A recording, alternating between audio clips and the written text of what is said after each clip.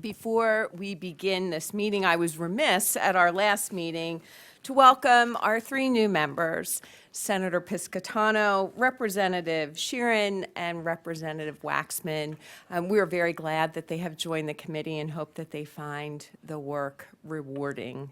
And with that, I will call this meeting of the Legislative Budget and Finance Committee to order. We are meeting both in person and remotely. So if you are attending remotely, could you please remember to mute yourself after you speak so that we can reduce the background noise.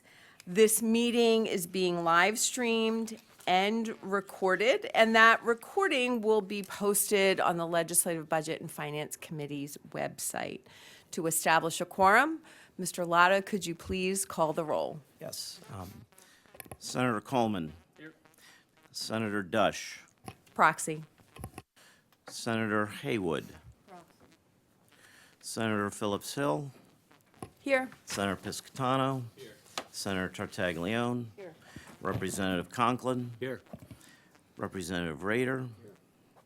Representative Samuelson. Here. Representative Sanchez. Here. Representative Schwerin. Here. Representative Twardzik. Here. Have a quorum. Thank you very much. Would like to note that Senator Dush has joined us. And with a quorum being present, we are releasing two reports today. The first is entitled an interim report pursuant to Senate Resolution 110, Allentown Neighborhood Improvement Zone. Ms. Stevie Sprinkle served as the project manager, and she will be giving the presentation. She is joined as well by analyst Stephen Kramer and analyst David Beaudoin. And with that, Ms. Sprinkle, you may begin when you are ready. Thank you. Good morning, Madam Chair and members of the committee. I come before you today with an update on the Senate Resolution 110 or SR 110 performance audit. The Senate adopted SR 110 on December 14, 2023 by a vote of 50-0, and the officers of the committee adopted it as a staff project thereafter.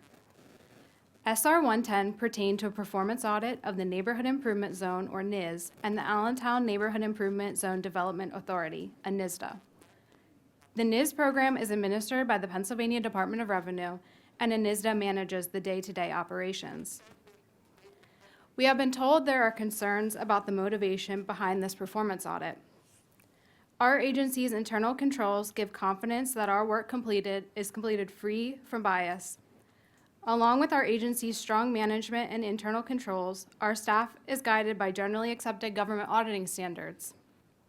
Because of these standards, I can provide absolute assurance that our staff's work on this project was done independently of any outside influences. Our staff conducts only fact-based analysis. As we work to answer SR 110's objectives, we encountered a significant scope limitation and other governance and transparency concerns. Generally accepted government auditing standards state during the audit, the auditors may provide interim reports of significant matters to appropriate entity and oversight officials. Such communication alerts officials to matters needing immediate attention and allows them to take corrective action before the final report is completed. In April 2024, LBFC staff sent an information request to DOR outlining the specific analysis required by SR 110. We requested aggregated NIZ attributable taxes reported to DOR for the period January 1, 2019 through December 31, 2023, on an annual basis and by tax type. The tax types mirrored the very specific language of SR 110. Note that when we use the term aggregated NIZ attributable taxes, we are referring to all NIZ taxes combined by category, and we're not requesting individual tax returns or information. In response to this request and other correspondence that followed, DOR denied LBFC access to aggregated NIZ revenue information for a group of tax categories which it combined and named other taxes, stating that DOR was not able to provide such information due to Section 731 of the Fiscal Code. The other taxes category represented 64.9% of all NIZ revenue for 2023. Because of DOR and LBFC's disagreement in the interpretation of Section 731, We requested a legal opinion from the independent and nonpartisan Legislative Reference Bureau. LRB stated that based on the plain language of Section 731, which starts with except as provided by law, combined with the language of Act 195 of 1959, DOR should have provided the requested revenue information. Act 195, which created the LBFC, states that among other duties, the committee shall have power to request, receive, review, examine, study, ascertain, and compare fiscal information concerning the budget, the revenues, and expenditures of the Commonwealth. Through this provision and enacted resolutions or legislation, the General Assembly grants LBFC aspects of its own legislative oversight to provide an independent and thorough analysis that aids in public policy decisions. Legislative oversight is a cornerstone of our three-branch system of government. At all levels of government, professionals on behalf of the legislative branch assess the performance of government programs that utilize taxpayer money.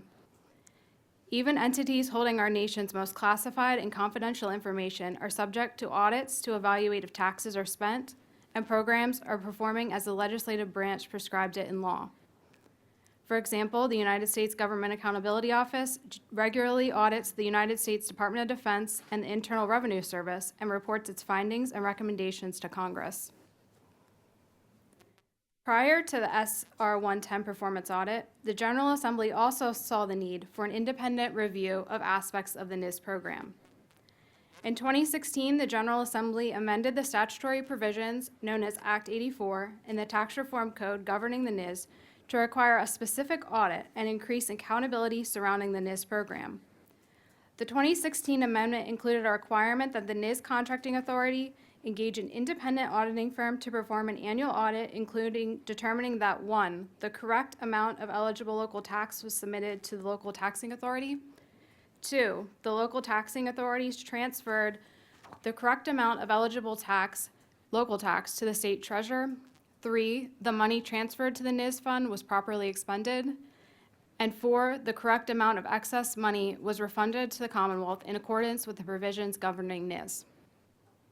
Since its inception in 2013, the NIS Contracting Authority has hired external auditors to review its financial statements annually. However, it has never engaged an auditing firm to perform the Act 84 statutorily required audit. Please refer to page 33, Exhibit 7 in the report to see what aspects of NIS have been and have not been audited. According to DOR, another provision of the NIS law prevents the Act 84 audit requirements from being completed. DOR was referring to the confidentiality provision, which was first added to the statute governing NIS in 2011. Then, as previously noted, in 2016, the General Assembly added the audit requirement. The General Assembly once again amended the NIS law in 2022, which added language to the confidentiality provision. This sequence of events means that lawmakers added and then amended 2 sections that DOR believes directly conflict with each other. If the legislature agreed with DOR's interpretation of the confidentiality section's restrictions on accessing local tax information prior to 2016, this would require one to believe that it adopted an audit requirement that the NIS Contracting Authority could not satisfy. It also requires one to believe that the legislature then amended the wording of the confidentiality section in 2022 while completely ignoring the same section, preventing the contracting authority from complying with the audit requirement. We also note that only half of the mandated audit requirements include a local tax review requirement. This begs the question, even if DOR's interpretation that the audit requirement and the confidentiality provisions are in direct conflict with one another, why have the other half of the audit requirements not been met? Additionally, we found it interesting that despite nearly identical statutory language, both the audit and the confidentiality provisions, the City Improvement and Revitalization Zone, or CRIZs, have engaged with independent auditors to complete agreed upon procedures that are seemingly in line with the CRIZ law audit requirements and without divulging confidential information to the public. Overall, we have significant concerns about the diversion of state and local tax dollars to a program that at the state level is opaque. Due to the continued impasse between LBFC and DOR, over the requested revenue information, we could not obtain sufficient and appropriate evidence to answer all the SR 110 objectives fully. DOR is essentially asking us to ignore LBFC's founding statute and complete our work without the analysis specifically directed in SR 110. In light of the information impasse and other oversight and governance issues mentioned in this report, we now seek guidance from the General Assembly on how best to proceed. In closing, I would like to thank NISDA and specifically Mr. Stephen Bamford for his assistance with this audit and the individuals from the business and nonprofit communities who spent time with us in Allentown and gave us a glimpse into NIS activity. I would also like to thank staff analyst Dave Bowden, who's with me today, Shanika Mitchell St. John, Morgan Smith, and LBFC analyst and counsel Steve Kramer, who's also with me today. Madam Chair, members of the committee, I'd be happy to answer any questions you have about the SR 110 interim report. Thank you, Ms. Frankel. Do any of the members have questions? Senator Coleman. Thank you, Madam Chair. Thank you, Ms. Sprinkle. Could you review findings 1 through 11, please? On S1 through S3, please. So you want me to read? Yes, please. Okay. Finding 1, DOR does not interpret legislative oversight as an official purpose for allowing review of NIS-related revenue. Number 2, due to the scope impairment caused by DOR's refusal to provide revenue data outlined in SR 110, LBFC staff cannot complete all the work as required in the resolution. Number 3, DOR does not have written definitions, policies, or procedures regarding disclosing taxpayer data in the NIS program. Number 4, the audit requirements mandated by Article XI-XB of the Tax Reform Code of 1971 regarding the Neighborhood Improvement Zone have never been met. The next one is neither the Department of Revenue nor the Allentown Neighborhood Improvement Zone Development Authority have documentation regarding the refusal to provide the audit requirements of the Tax Reform Code of 1971. Despite similar statutory language, it appears that DOR does not apply the same standards regarding audits of the city revitalization and improvement zones as it does NIS. No external entity reviews DOR's annual NIS certification process used to certify the annual amount of NIS tax revenue reinvested in zone projects or used to repay developer debt. The next one, unlike the CRIZ program, the NIS Contracting Authority was not required to submit an economic development plan to DCD, and DCD does not generally review or advise the NIS. And the final one, a NISDA's Board of Directors has less than its full complement of members, and although permitted by a NISDA bylaws, 2/3 of its current members are serving past the original expiration date of their terms. Thank you. If I may, I just go over the findings here that I have in front of me.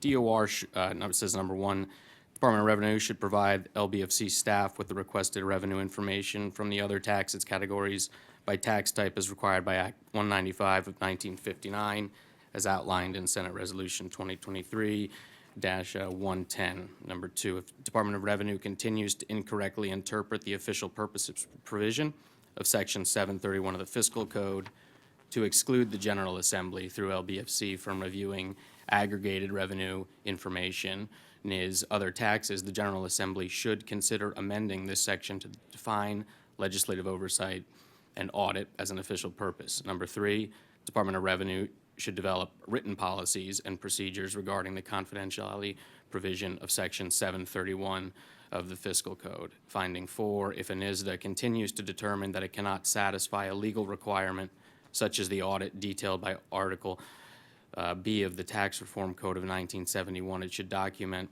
this position in writing. Such a memorandum should identify the reasons for making such determination and include a legal analysis. Finding 5, if Department of Revenue continues to take position that the NIS's statutorily required audit is not an official purpose for accessing revenue information, the General Assembly should consider amending the law's audit requirement so that auditors can access the local tax information necessary to satisfy it.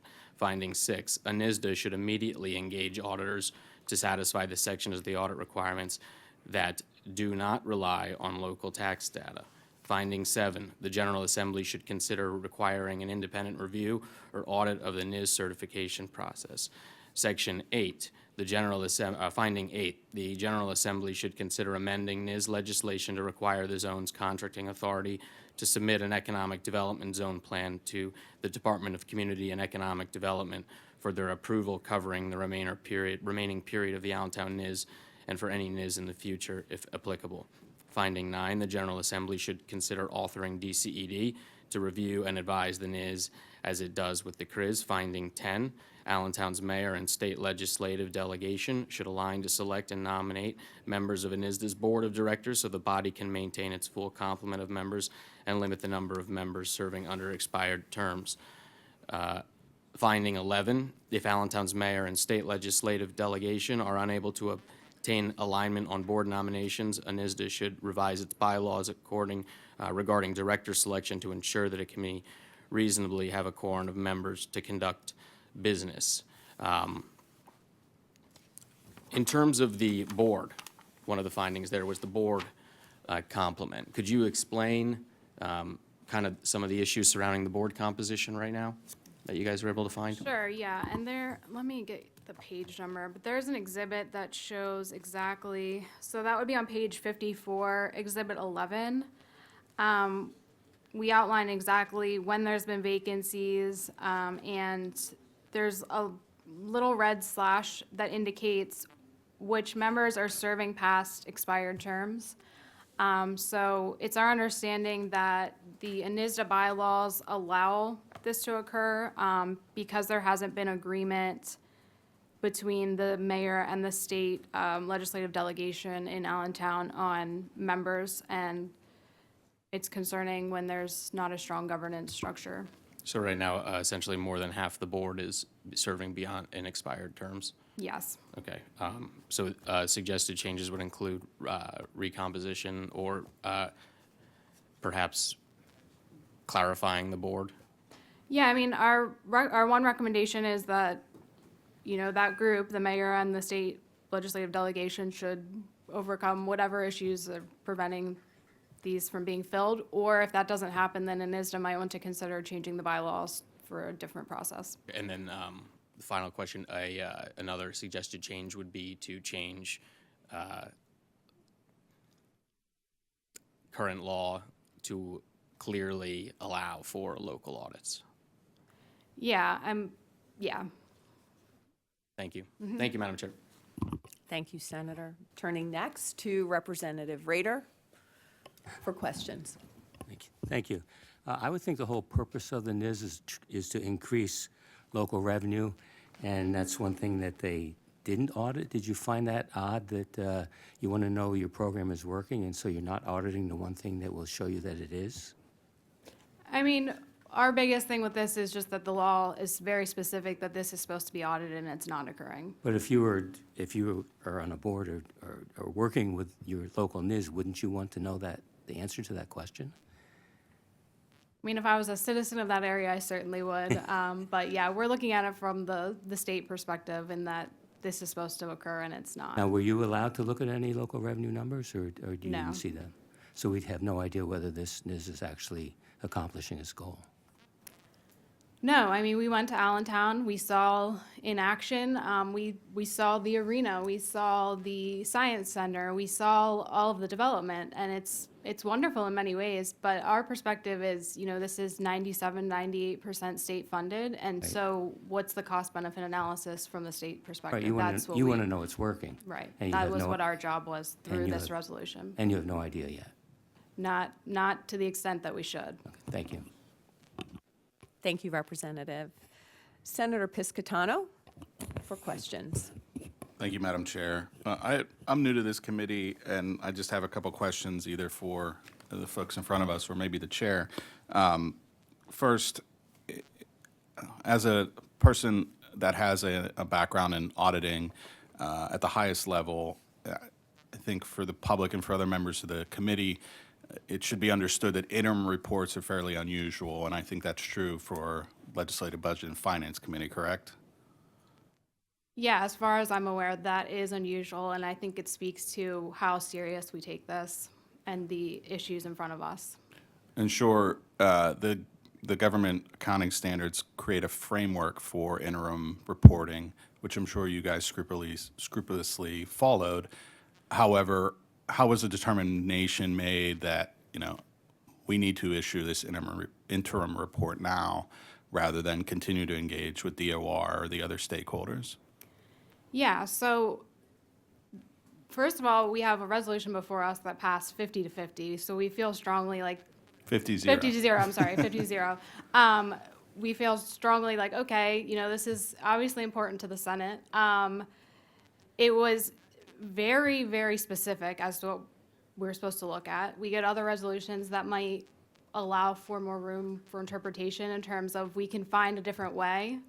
In this case, we tried. I mean, Dave and I looked at bond documents way more than we probably should have. I mean, we tried to find another way to answer this, but this resolution was so specific, and again, passed 50-0. So we feel like we're at a crossroads, and our hands are tied in not being able to answer what the General Assembly is asking us to do. So we feel strongly that we are to bring this information to this committee and get guidance on how we're supposed to continue, because we just can't. It leaves a huge hole in the final report if we don't have some other way to look at this information. Yeah, and I understand that, certainly with my background. My reservation here is that you guys are both issuing an interim report, which is unusual, and saying that you have a significant scope limitation, which seems to be valid, but you're also providing recommendations outside of just the problem with the scope limitation, right? You're at the same time saying we need to change all these things based on the results of our interim report, but also we had a significant impairment in our scope that makes it unable for us to see the full picture of the subject matter contained in the report. And so it's confusing to, I think, legislators and members of the public to say we didn't have enough data to do this review as required, but also here are a number of our recommendations that we are making as a result of an interim report that also had a significant scope impairment. And so I know that it's interim reports in every line of business, government, private sector, are very difficult for this exact reason, because at the same time you're issuing a report saying we didn't have enough data to determine, but we're also providing recommendations on other things that maybe we had enough data to determine, but we're not 100% sure because we don't have all the data. And so that is a little bit of my reservation with this report and issuing it, because it kind of sends two different messages.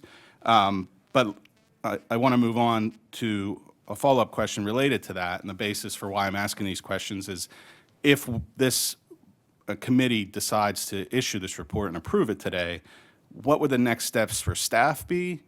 And what should the members of this committee present this report to the public or our constituents or other legislators? I mean, it's a difficult message to take back that, we had a scope impairment, we didn't get what we needed, but also we should make all these changes and impacts even on somewhat incomplete data. So I guess my question for you, Ms. Sprinkle, is if we approve this report today, what would be the next steps on Legislative Budget and Finance Committee staff to continue kind of their work here? I think that would be a wait and see. I mean, we would have to see if any new information becomes available to us that we could complete the rest. The reason that there's other areas here in this particular report is because they're all related to this governance oversight concern. There's significant risk with the structure of this program anyways, just inherently. And then you add on all these things that we found, and we just felt like it kept stacking and stacking on top of each other, and it just makes the whole thing risky. So that's why you'll see other issue areas within this. And yeah, I mean, it's kind of out of our hands at that point. like I said, we're coming here for guidance on how we should proceed, and we're more than happy to finish the report. Understood. And I think that, again, that is a concern of mine on issuing an interim report. If the legislature does not act to change the law or, legal guidance from DOR does not change, this report might be the only thing that ever gets published, even though it is an interim report. The members of the public and maybe other legislators wouldn't understand that it's not a final report. And if there is not a final report at some point because the legislature doesn't change the rules or, make changes that fix the scope impairment, this would then be public as an interim report with no final report that ever closes the loop on this information. And so that is my concern with issuing this as an interim report now, fully understanding the limitations that you find yourself in. And, that's kind of where I'm coming from. My follow-up question to that, perhaps to the chair, is if this interim report is issued, this then becomes public and the members of this committee should then communicate this to other legislators. This will be published publicly. Is that correct, Madam Chair? So, pardon me, the next steps really are for the legislature, since the recommendations are that the LBFC encourages the legislature to fix some of the issues that have been brought forward that are preventing the completion of the final report. We have the option to do a final report if no further action by the General Assembly is taken. But, thank you. If we approve the report today, though, this report in front of us, the interim version, would then be available publicly, correct? Like on the website or Yes, wherever? that is correct. So the report would then be put on the Legislative Budget and Finance Committee's publicly accessible website.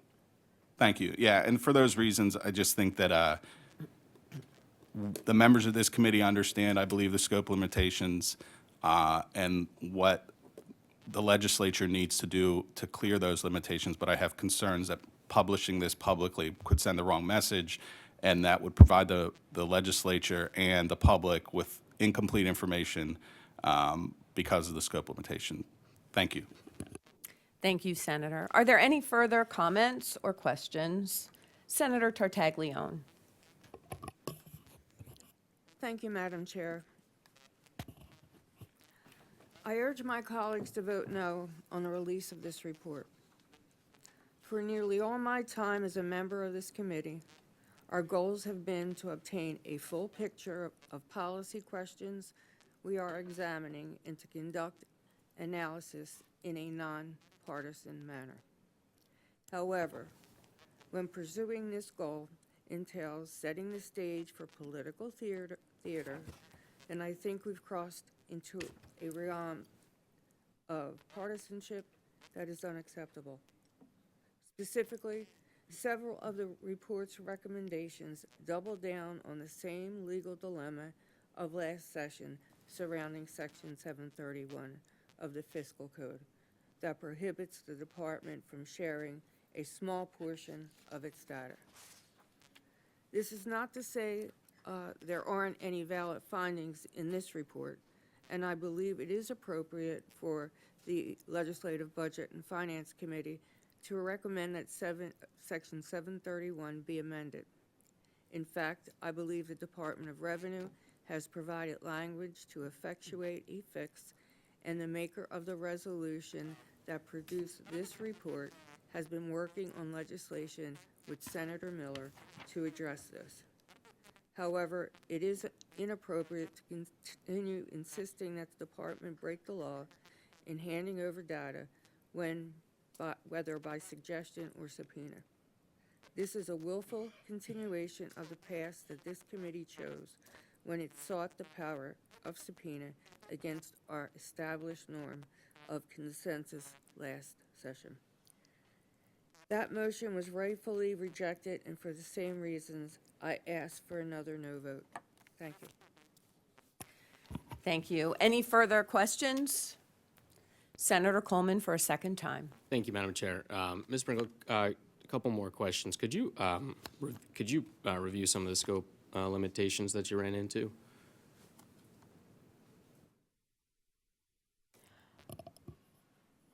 What specifically would you like? The Could the you, fact that we couldn't, like I said, there was like almost 65% of the revenue was lumped in this other tax category. That's, obviously a large piece of that, of the whole NIS. So without more detailed information there, we can't answer, we had an objective on the economic impact of the zone. We can't really answer that when we can't look at the revenue information for 65% of the NIS. So yeah, that just, without seeing that trickles into all three of our objectives one way or another and just puts a hole in what we can look at. Okay. Yeah, and now that I think about it, as we went over all the findings already in the meeting that the report made, those are public. The findings are public. They will remain public as record in the meeting. So I hope we can at least let folks see what the report said. I had some questions on some of the findings, specifically about, look, I think you guys did a great job, as you always do. And I think you tried to answer questions when you were being, as you say, face severe limitations in getting some transparency. A couple things you did recommend, such as the board composition. Do you believe that you had incomplete information that prohibited you from reporting to us that there are problems with the board composition? You came up with that recommendation. Yeah, that we would have arrived at regardless. But the reason it's included in this report is because it's related to, if there's not strong governance and then you don't have transparency, that leaves behind a lot of risk. So that's why it's related and included in this. But yes, we would have came to that same conclusion regardless. That has nothing to do with Do you the think it tax would piece. be another finding that NISDA should immediately engage auditors to satisfy the section as the audit requirement that do not rely on local tax data? Maybe that's not well known, but it's often said that there is just one audit, or folks will always say, oh, the zone's been audited. But could you explain that's not totally accurate? It's kind of Sure. deceptive in a way. Could you explain how much of the zone is not audited? Sure. So a NISDA, the financial statements of a NISDA are audited. That's not the same thing as the 4 requirements that were placed in this law. I'm going to pass this over to our CPA to explain the nuts and bolts of what would be included in that financial audit, but it's not the same. Okay. Yeah, so the financial audit of a NISDA just looks at its revenues, expenses, its operations, and they've been doing that audit ever since they were created. But this statutory provision looks at specific things that the General Assembly, at the time that they added it, wanted to be included in any kind of review of the program. And, we found that has not taken place. So there's really kind of they're kind of looking at 2 different things. And when I look at Exhibit 7, which talks about the places that, the areas that are not currently audited that are required to by law, and I look at the part that says money from the NIS fund properly expended. So we do not have a guarantee that the money is being properly expended. Well, I just think that we have not been able to determine that another auditing firm was engaged to review that as part of the other procedures and the other requirements in the law. The excess funds from the NIS going back to the general fund. Obviously, we're coming up on a budget. There's no audit of that. Again, they have not engaged auditors to do that. That's required by law, though. According, in the statute, yes. Okay, looks like there's another audit, the local revenue certification that we spoke of as well.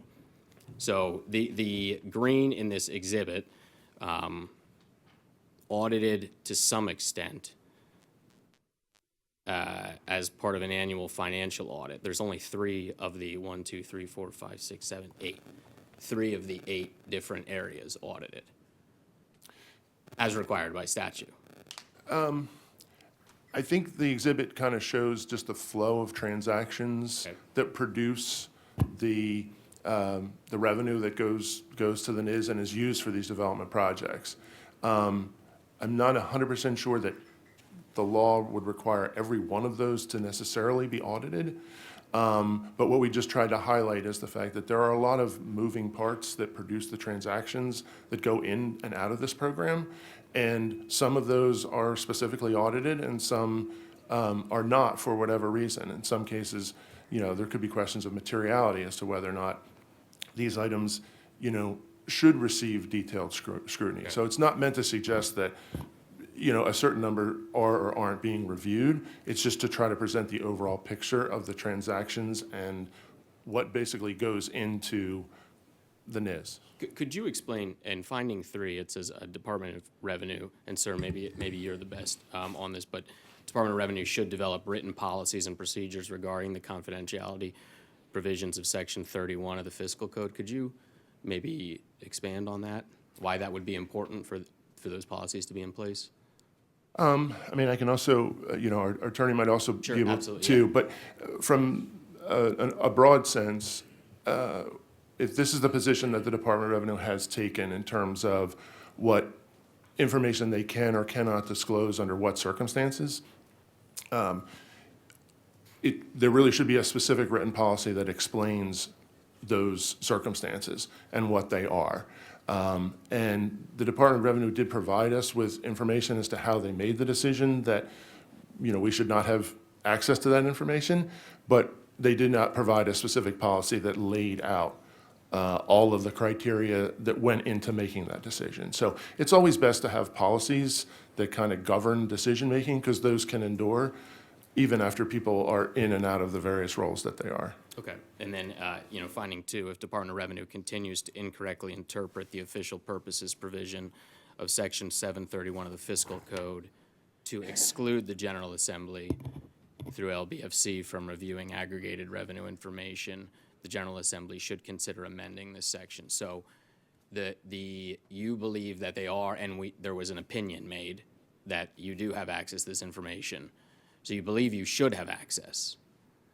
Right. The only through reason you're LRB. suggesting a change is if they continue to take this incorrect position that you don't have access to this. Right, yeah, the LRB opinion was clear that today we have the authority, we should have access, but if this continues, I don't know, that might be an option that the General Assembly look at. Okay. If we can't find a solution to this. Thank you very much. Thank you, Madam Chair. Thank you, Senator. Senator Dush for a question. Yes, thank you. Ms. Sprinkle, I appreciate what you said earlier about how the U.S. government, whether it's classified information programs, which I was Chief of Information Protection, those programs have to be audited, and they are audited. The Internal Revenue Service, which has access to people's information, their personal information, corporate information, they have to be, and they are audited. So to your knowledge, has there ever been anything strictly written for the creation of the NIS which exempted them from any other aspect of tax law as it relates to audits? Or probably Mr. Kramer. Yeah, I'd have to look into that. I'm unaware of any, but I'm unaware of any myself, and that's the one thing. If they were going to have an exclusion for this type of entity, they're claiming a very unique exemption that I don't see anywhere else in government, and that's the point I want to make. It's a unique exemption that they're claiming when it comes to, like I said, whether it's state or federal government. That's something very unique, and I totally disagree with it. You guys have done an outstanding job. Thank you. Thank you, Senator. Representative Sheeran. Thank you, Madam Chair, and thank you, Ms. Sprinkle. As a new member of the committee, right, taking it all in as best I can here, but some key takeaways, right? We opened up this meeting. You had said all your actions. There was nothing political in it, and certainly everything being bipartisan from the get-go.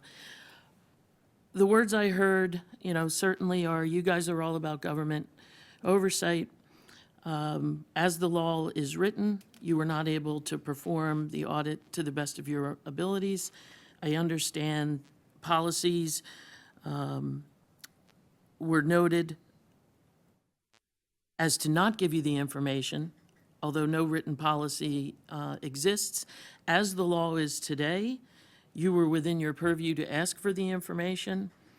Your overall analysis in it, you said, from raising alarm bells to audits not being done that are supposed to be getting done, makes this program risky. You're here for legislative recommendations. So in my best opinion, Madam Chair, if they're asking the legislative body to act and motions need to be taken through the existing law, not providing the information as is, then I would think the natural course of action is for us to release the report in order for the legislative body to act, in order for the Oversight Committee to complete their job. Thank you. Gentlelady thanks the representative and notes that the interim report, like any LBFC report, provides a roadmap for the legislature. And given the roadblocks and lack of transparency, I think that the General Assembly needs this report as a roadmap. Additionally, the report, according to the resolution, was approved on December 13th of 2023. The report itself was due June of 2024. I think given the roadblocks in completing this report, the challenges the staff has faced, I think that the interim report is a vital piece of information to help the staff in accordance with that unanimously passed Senate resolution to get us a final report. So thank you again to the gentlelady. Turning next to Representative Samuelson. Thank you, Madam Chair. I just wanted to follow up on Representative Shuren's comment that the Section 731 of the Fiscal Code, which deals with taxpayer confidentiality, we should say that. We do have the right now to amend that if we choose. The General Assembly voted on that in 2011, amended it in 2022. We could do that without an interim report being released to the public. I share Senator Pisciotano's concerns that if we release the incomplete interim report, then this might be the final version that's out there. I also wanted to follow up on something Representative Dush said about the federal government. When we think about taxpayer confidentiality, that's an important principle, and I know the report says that Department of the language before us says the Department of Revenue is incorrectly interpreting a state law, Section 731 of the Fiscal Code. Obviously, incorrectly interpreting it is a charged word that the Legislative Budget and Finance Committee, if in this report, would be saying that that interpretation's wrong and they should change. It's up to the General Assembly to pass legislation about Section 731. And if we think about the important principle of taxpayer confidentiality, I think the issue with the NIS in Allentown is there are many categories of taxation. I think the last time we talked about this, there were about 30 different categories of taxation. Some categories, you can release all the tax returns in that category, and there is confidentiality because there's multiple. Some categories, there's only one or two tax returns. If that was released, that is releasing some individual taxpayers, an individual or a business, that information. There was a firestorm in Washington, D.C. I'm glad Representative Dush brought up Washington, D.C., when the Department of Treasury, which is the parallel to our Department of Revenue, all of a sudden, a month ago, was going to release individual taxpayer bank information or individual taxpayer payment information or any. The United States, most of the citizens and Congress said, wait a second, we're not going to do that. There's confidentiality built into the United States Treasury. And so that effort was fought back, letting an outside business person come in and look at the tax returns. That made no sense in Washington, D.C. I think we have to be cautious that we're respecting the law about taxpayer confidentiality. And I realize if folks don't like what the law says right now, we have an opportunity every day in the Senate and every day in the House to bring up proposed changes. But if Department of Revenue is telling us they cannot release individual pieces, they can release in aggregate, and they did release in aggregate. I know there's a category of other taxes. They did release all of the data in categories and in aggregate. But protecting taxpayer confidentiality is an important concept, and I think that's one reason that we should not release this interim report at this time. So thank you very much for your for allowing us to speak, Madam Chair. Thank you. In light of the hour, I'm going to see if there is a motion to release the interim report to the public. Moved by Senator Coleman. Do we have a second? Seconded by Representative Sheeran. All those in favor, please signify by saying aye. Aye. All those opposed, please signify by saying nay. Nay. I'm going to ask for a roll call vote. Mr. Latta. Senator Coleman. Yes. Senator Dush. Proxy aye. Senator Haywood. Proxy, no. Senator Phillips-Hill. Aye. Senator Piscitano. No. Senator Tartaglione. No. Representative Conklin. No. Representative Rader. Yes. Representative Samuelson. No. Representative Sanchez. No. Representative Schwerin. Aye. Representative Twardzik. Aye.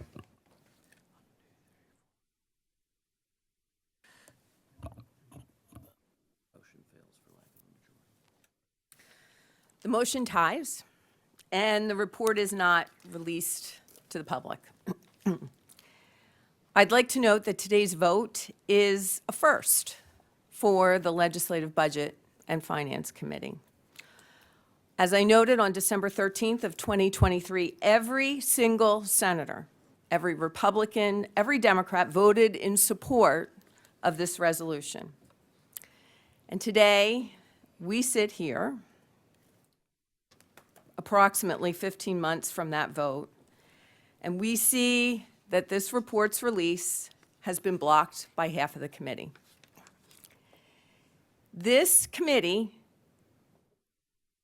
to my knowledge, has never blocked any report from being released. And a report that was authorized by unanimous vote in the Senate, quite frankly, it leaves me gobsmacked. As the good gentleman from Lehigh County indicated in his co-sponsor memo, taxpayers have invested more than $500 million into the Allentown Neighborhood Improvement Zone over the past decade. Today's vote stymies. It precludes the public's opportunity to better understand what their return on investment is into this program. And I think it is very disappointing that a program that was created by the General Assembly is unable to have any oversight by the General Assembly 15 years later. I, along with every other taxpayer, leave with even more questions than answers. There was one line that really jumped out to me, and I wrote it down in that interim report, and I think it should scare really any taxpayer in this Commonwealth, and I quote, "We are unaware of any other state government program deemed so confidential that professionals dedicated to fair and impartial review cannot audit it," end quote. Of course, I can only quote that line because as a committee member, I got to see this report that has been blocked from release by this committee. So this committee and the administration got to see it, but not the public. So this vote means yet another avenue for review of this program has reached a dead end. No audit is conducted despite statutory language mandating it, and now there is no review by the Legislative Budget and Finance Committee.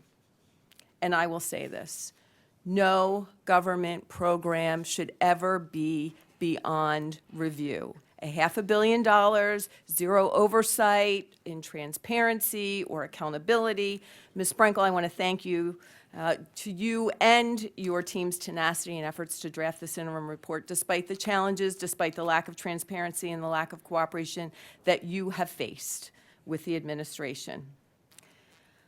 So I thank you for your efforts today. Next on our agenda was to be a report entitled "A Study Pursuant to Senate Resolution 169 Workforce Development Programs," and I'm going to move that report's review and presentation. We are up against the Senate Education Committee here today, and I feel like it is an important report that certainly is due its justice, and I'm certain that the committee members will have questions with regard to that report as well. So with that, I want to thank everyone who has attended here today, and I now recess the Legislative Budget and Finance Committee until the call of the chair. Thank you.